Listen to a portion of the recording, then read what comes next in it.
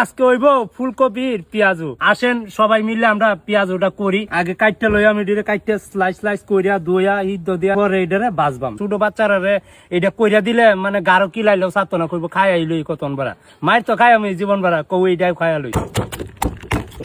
আমি আপনার রেস্টুরেন্টে দেখছি মাশরুম কয় না, মাশরুম এটি কিন্তু কি মাশরুমের মতো দেয়া যায়।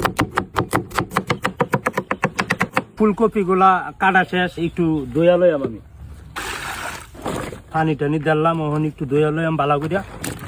এই যে আমার দোয়া শেষ, হালকা হলুদ দিয়া সিদ্ধ দিয়া লইয়া পরে এটারে ভাজবাম। ভাজে পেঁয়াজও বানাই।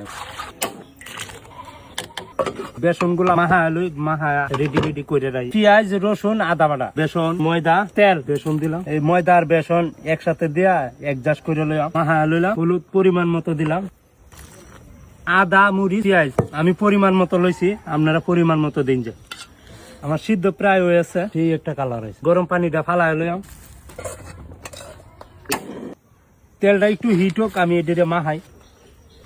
আমার এটা মাহাইল শেষ। পেঁয়াজু আর বড়া যেটা কয়, এটি বাজার থেকে কিনে আনলে তেমন স্বাস্থ্যকর না। তেল এটা আপনি কোন বছরে কেলা জানে। যদি সম্ভব হয় বাড়িতে বানায় ট্রাই করবেন। ফুলকপি দিয়া পেঁয়াজু আসলেই অনেক ওয়াও। বিসমিল্লাহ। একটা করে বেশি দিয়া দেই।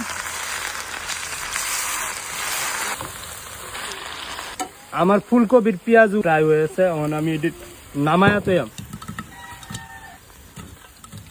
পেঁয়াজু ভাজা শেষ। আয়ম পেঁয়াজু, এটাই বাস্তব। I love you.